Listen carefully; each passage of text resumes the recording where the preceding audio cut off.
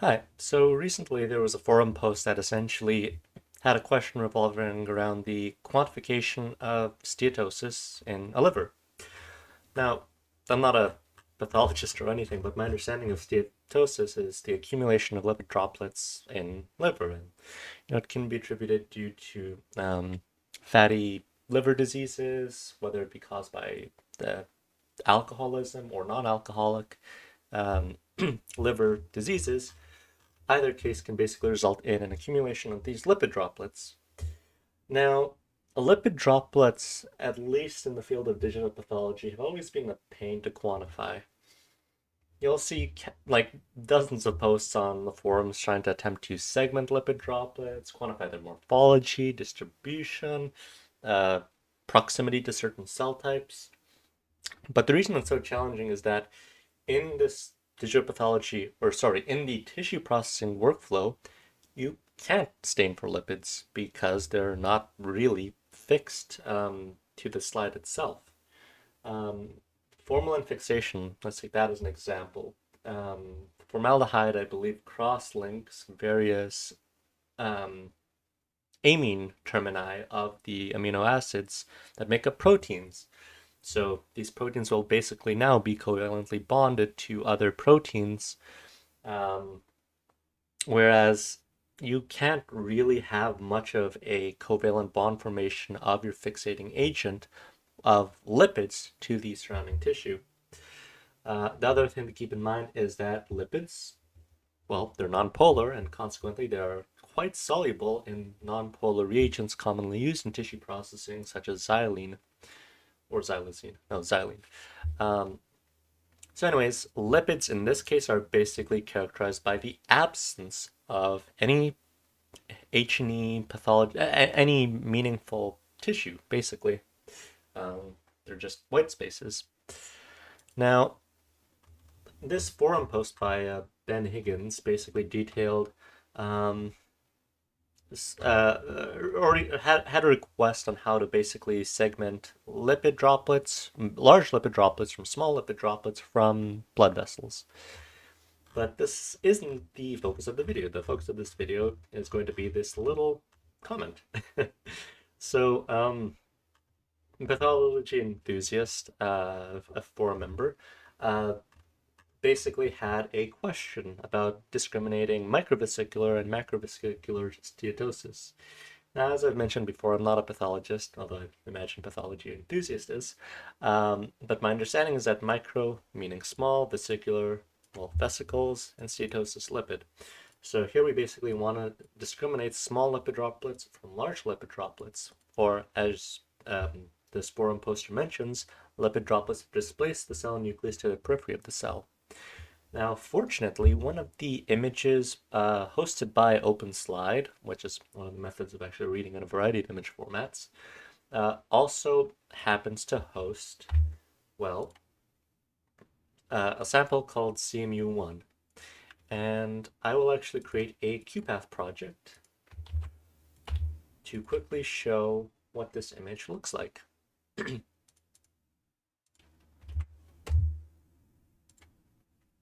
So we have the project, going to load in CMU1, type is H&E, and voila. So, I think this is a kidney. I mean, I'm 90% sure that this is a kidney, but again, I'm no nephrologist. Um, but even though this isn't liver tissue, we still have what I think to be our two kinds of lipid droplets. This over here, I believe, is microvesicular steatosis. So you can see a bunch of lipid droplets basically crammed inside a cell. Also, I'm not sure why this is so pixelated unless this image has a fairly low resolution of 20x. Yeah, 5 micron per pixel, or 0.5 micron. We can basically see a bunch of lipid droplets all surrounding the hematoxylin positive nucleus, but it's not really displacing the nucleus itself. Whereas if we look into a case like this, we have one large lipid droplet, uh, and there's no kind of nuclei inside of it. There's only nuclei adjacent to it that have been displaced by this lipid droplet. I'm not too familiar with the biology as to why this actually happens. Maybe there's some extracellular process going on that's generating a bunch of lipids, or in this case, it's more of an intracellular process, but that's neither here nor there. And the goal, well, is to answer some questions that this pathology enthusiast person had. When I briefly posted a method for discriminating microvesicular from macrovesicular steatosis. So the actual questions are here. And, I've redacted the name. I don't know if you're comfortable with me sharing that, so better safe than sorry, which is why I removed the name.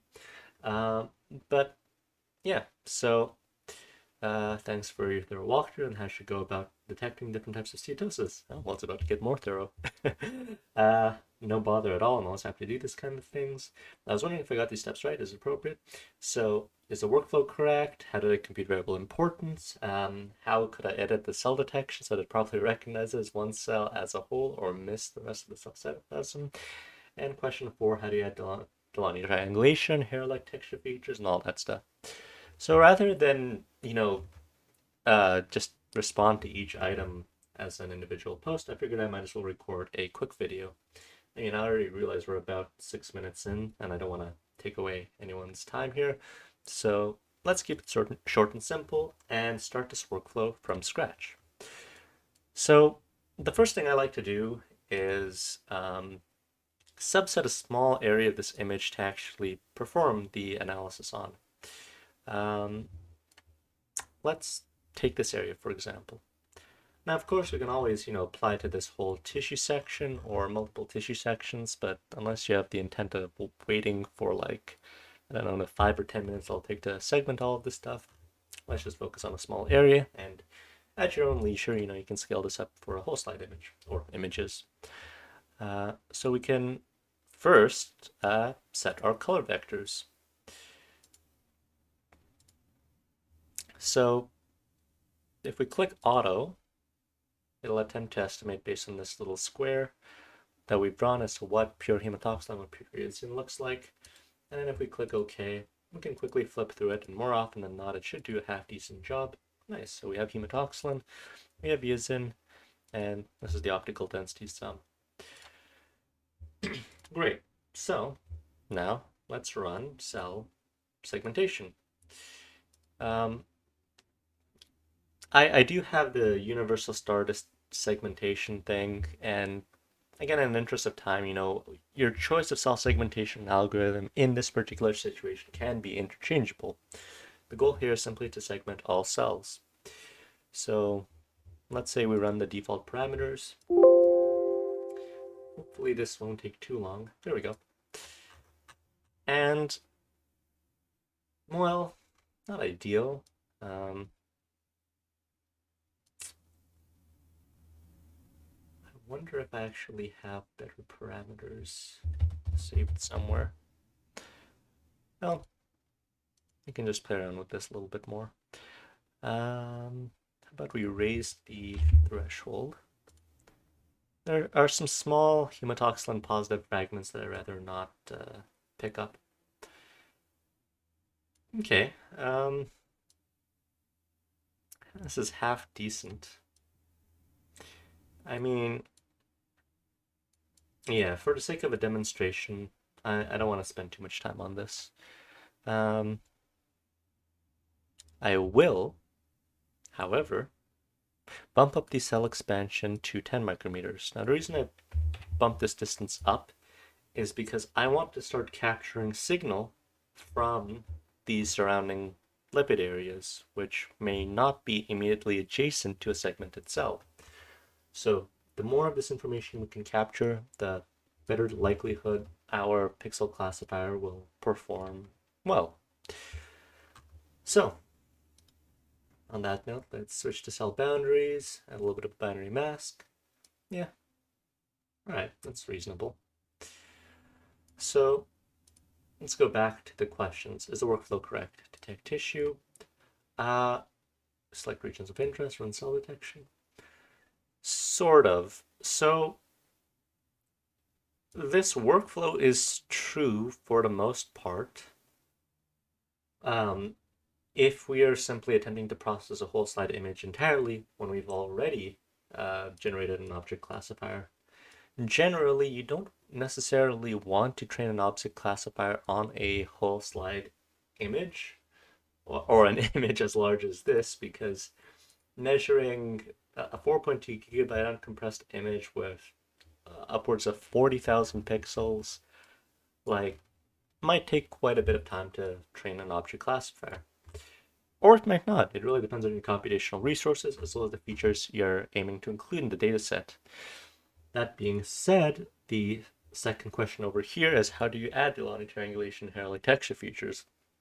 So that's what I'll do first. And also for why I wasn't processing in the whole image, when we add those features, well, we're going to have quite a lot of additional features to work with, then it adds a bit of computational burden. So, first things first, Delaunay triangulation. Because we don't have any object classifications, when we run the Delaunay triangulation, limiting edges to the same class makes no difference, but we can add cluster measurements, and those cluster measurements are what's relevant to the pixel classifier.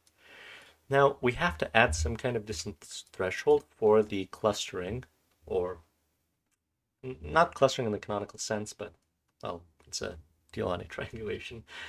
We need to basically define a distance for which to group cells together as belonging to one cluster. In other words, if there are cells within 10 micrometers of one another, you have to consider them part of the same cluster. So if we run that right now, we can see that this is a cluster. This over here is a cluster of 4 cells that are all within 10 microns of one another. And the cell, however, doesn't meet the cutoff. If we look away from the lipid-rich stuff, we can see that this over here is just one large, fairly continuous cluster. Well, at least this fragment over here. Oh, and before I forget, let me just turn on input display so you can see the buttons I'm pressing as I'm doing stuff. So we've got the Delaunay triangulation. You can adjust the distance threshold. You can even have multiple distances, but again, those will add a bit of computational burden to the classifier. So what do we need to do now? Hair-like features, or the ununderstood, whatever that word is, the often not well documented part of any digital pathology workflow. So how can I add hair-like texture features? That is an excellent question. Add intensity features. So we already have optical density sum, we have hematoxylin, we have all these things, mean, standard deviation, min, max, and potentially even median. But what about hair-like features that aren't computed by default? Hair-like texture features are a set of, I believe, 16 different image texture features, all of which relate to something called LCM, the gray level co-occurrence matrix. And this is basically a matrix computing the likelihood of encountering pixels of a particular gray level value touching other pixels of that same value. Now, in an 8-bit image like this one, is it 8-bit? Yeah, 8-bit. We have 256 grayscale values, but we can narrow those down into something that's a little bit more meaningful, such as 32. So for example, bins 1 to 4 of the grayscale values might be one bin. 4 to 8 would be another, 8 to 16. I would basically look to see whether or not there are pixels with that binned range immediately adjacent to other pixels.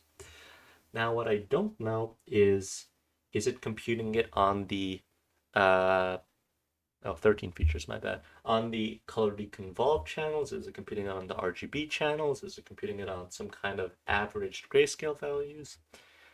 I'm not 100% sure. But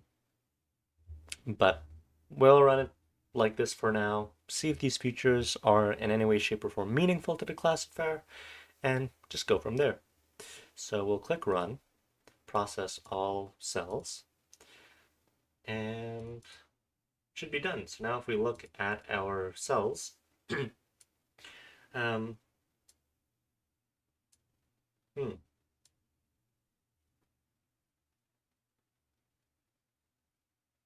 interesting. Why do we not have those measurements?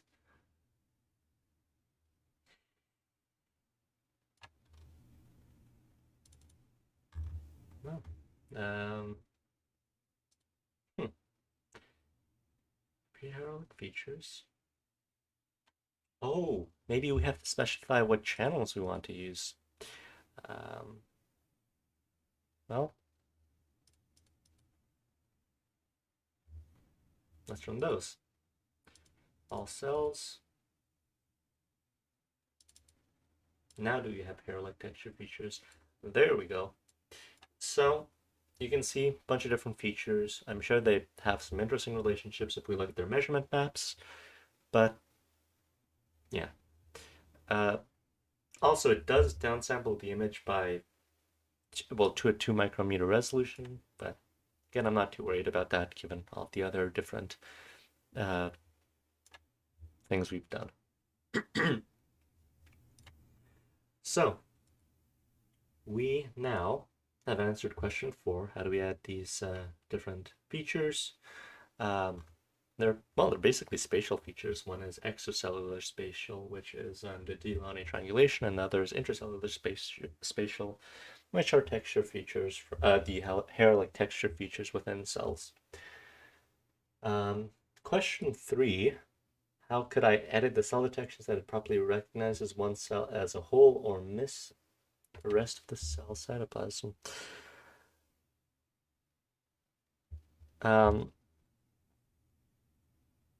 I'm a bit confused by the wording of this question. Um, One cell as a whole or miss the rest of the cell cytoplasm.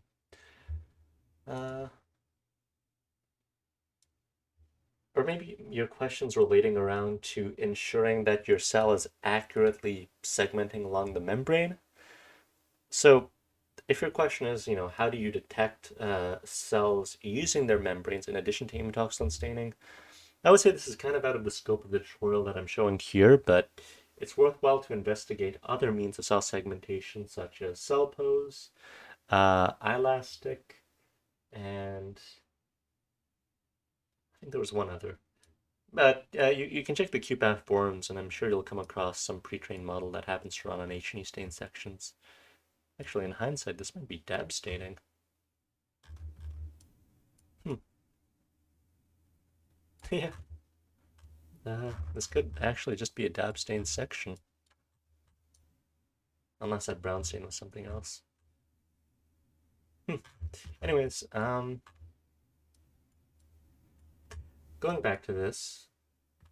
So, as I was saying, it's better to develop a model on a subset of one or more images rather than just, go in and manually annotate a ton on one particular case. Because let's say you do that. Let's say you go in, you segment the entire tissue section, segment all the cells, compute the hair-like texture features, compute the Delaunay triangulation, and you go in and you manually label a few cases of lipid droplets, both of the microvesicular and the macrovesicular steatosis. Well, if you have a new image that you want to apply it to, there's no guarantee that your model is going to be robust. So, yeah, that's why, it's good to have multiple small regions and use those to train your object classifier. And on that note, let's actually start training it. So, as a general rule of thumb, the more classes you have, the poorer the accuracy is going to become. As you can see, we have a wide variety of cell types here. We have this eosin-rich cells, we have these hematoxylin-rich cells, we have the microvesicular steatosis, the macrovesicular steatosis.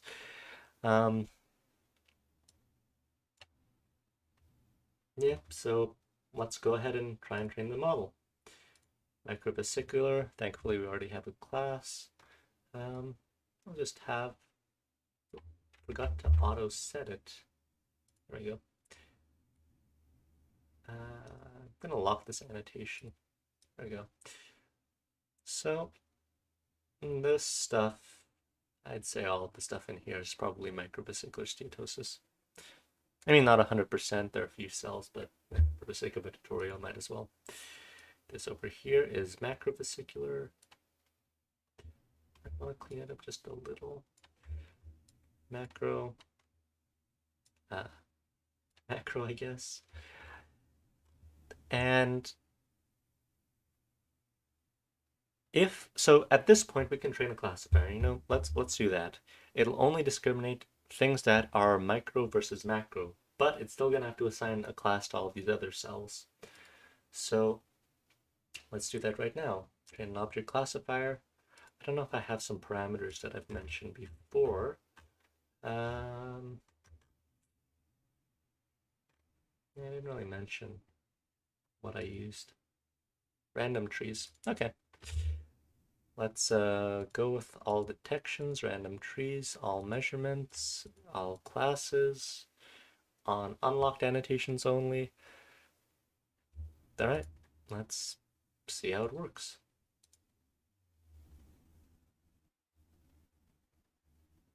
Is it me or do I not have any cells? I guess I somehow deleted them. Anyways, so let's pause that, just run the cell detection again.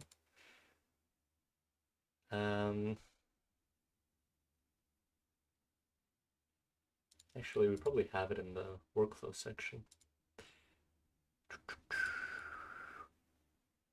So let me just prune these things up a little bit. All right, that should be enough.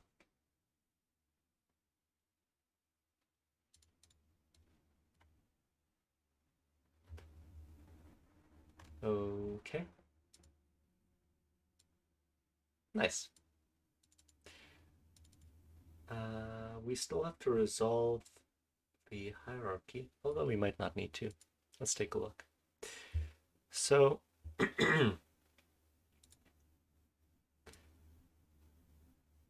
if you look at the manual annotations, if I can actually pull those up, believe it or not, it's actually doing a good job. The only disadvantage here is that because we only have two classes, it's trying to basically assign meaning to all of these other different cell types. However, the real utility in this case is to look at the variable importance. So if you go to Edit, you can just click Calculate Variable Importance. And we need to update the classifier again, or maybe we don't. So now if we look at variable importance, one of the most important things is cluster mean, cytoplasm, hemotoxin, OD mean. Let's take a look at that.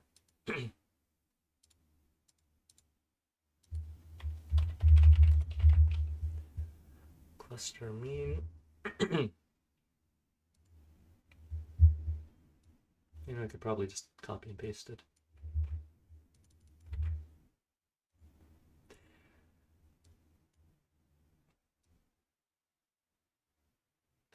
So we can kind of see a bit of variation. I mean, generally speaking, these data points have somewhat brighter or higher values. These data points have somewhat fewer values. But generally, the thing you would only use this two-class classifier for is to probe some of these various features that show up as being the most important in discriminating these two different cell types. Let's take a look at maybe cytoplasm is an OD min.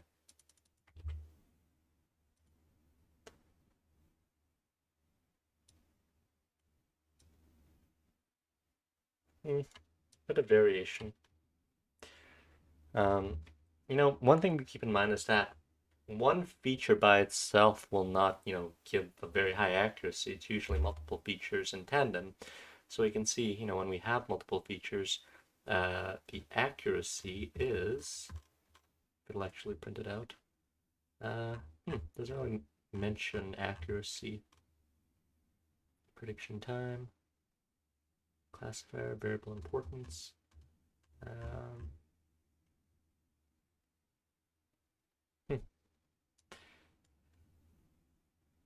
Anyways, so now let's actually start adding some of these other classes. For now, I'll save it, micro versus macro.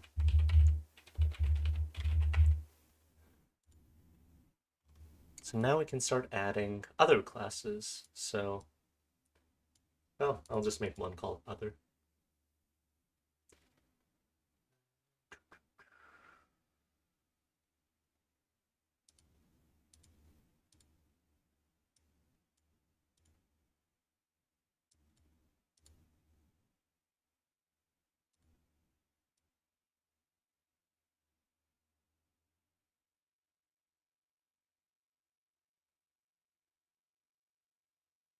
I mean, we're basically hoping at this point that all of these different cell types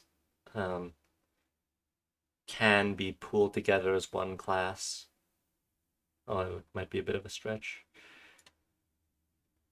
And let's take a look.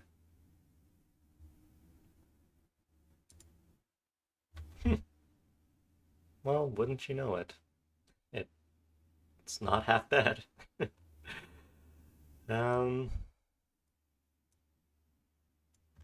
Yeah. Well, let's call it just a 3-class classifier. I don't know if you can actually save classifiers starting with a number, so I'll just do 3. So now we basically build our classifier, and hopefully that answers question 3. How did I compute variable importance? Well, I showed that earlier on in the video, or get the measurement map, also showed in the video, so perfect. So I believe we've answered questions 4, 3, 2 in that order. And now back to question 1. Is this workflow correct? So let's say we've done all of this stuff. How do we go about applying this to a new image? Let me find a region that has both micro and macrovesicular steatosis and work with that. So all we do is go here. And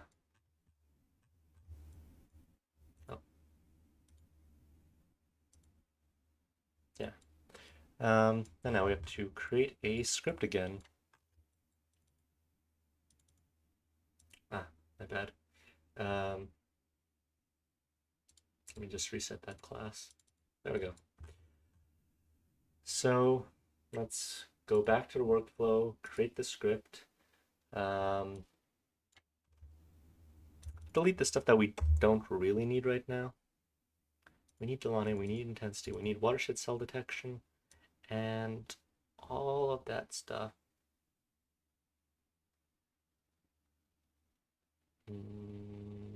Before we can actually omit.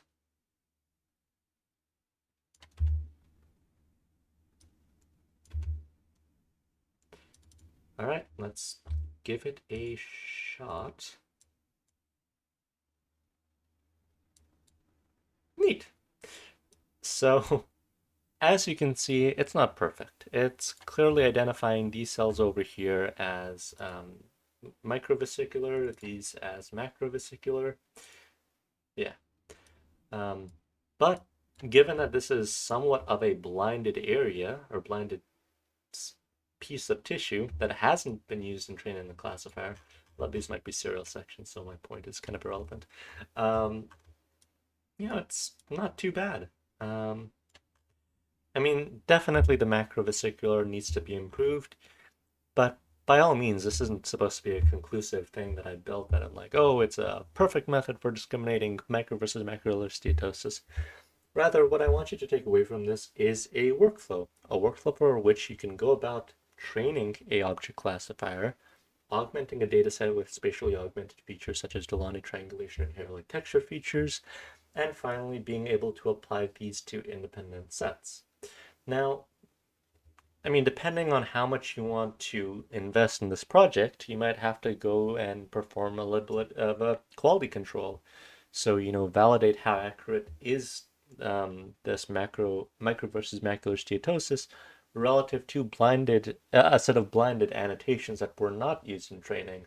Or maybe you're going to need to use it on multiple cases. So train it on multiple sections, apply it on multiple other cases.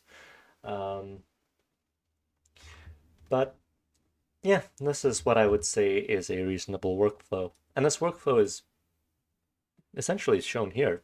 This is us setting the image type to H&E. This is where we set our color vectors by estimating them through that one rectangular area. Here we run a standard cell segmentation, the watershed cell segmentation. Here we generate the Delaunay clusters or Delaunay triangulation map. Here we essentially append some hair-like texture features in hopes that those might improve classifier accuracy,